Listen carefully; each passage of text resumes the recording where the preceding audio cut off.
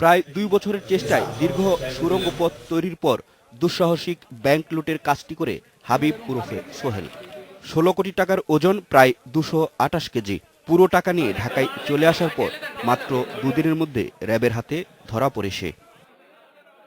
RAB জানায়, পেশায় নির্মাণ শ্রমিক সোহেল গ্রেপ্তারের পর পুরো ঘটনা বর্ণনা করেছে। ট্রাকে করে ঢাকায় টাকা নিয়ে আসার পথে বস্তা দেখে ফেলায় কিছু টাকা দিতে হয় ট্রাকের হেলপারকেও। আর সেই টাকা থেকে ৭ লাখ টাকার চাল কিনে পাঠিয়ে দেয় একটি পীরের মাজারে। ২৬ তারিখ যখন সে রাত ১০টার সময় প্রথমবার প্রবেশ করে সে টেবিলের উপর টাকা দেখে। টাকা দেখে সে পুনরায় ওখান থেকে বের হয়ে আসে। বের হয়ে এসে সে নিজে বলছে, আমি নামাজ পড়ছি, এবং নামাজ পড়ে পুনরায় আবার সে ভিতরে ঢুকে। এত টাকা, এত বড় ঘটনা। সোহেলের সাথে আর কে আছে এখন প্রশ্ন বা আলোচনা সেটাই।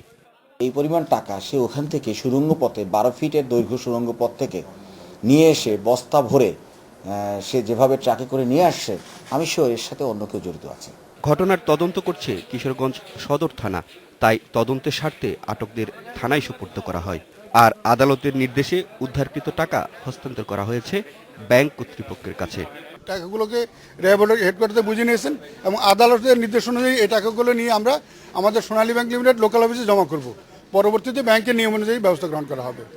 এদিকে লুট হওয়া টাকা উদ্ধার ও আসামি গ্রেপ্তারের পর স্বস্তি ফিরেছে ব্যাংক কর্মকর্তা, কর্মচারী ও গ্রাহকদের মধ্যে।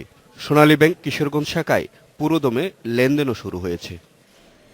Masud Curzon, independent news, Dhaka.